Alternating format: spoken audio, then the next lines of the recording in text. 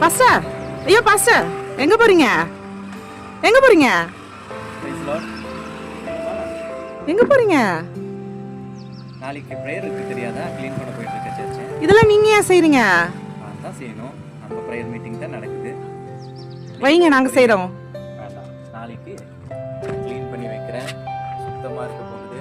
அந்த இடத்துல ஆண்டவர் வர போறாரு. மாத்திரமல்ல, பல பேர் பல ஊர்ல இருந்து அந்த இடத்துக்கு வர போறாங்க. ஆண்டவருடைய பிரசன்னம் அங்கே இருக்க போது காலையில 10 மணிக்கு உபவாச ஜெபம் நடக்கும்.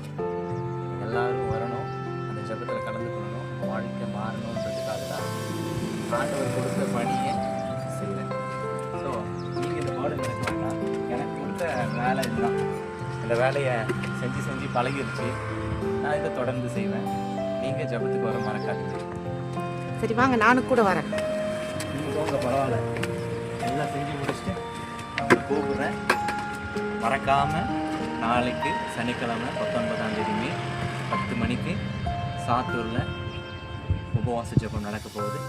குடும்பத்தோடு வாங்க, சரியா? God bless you.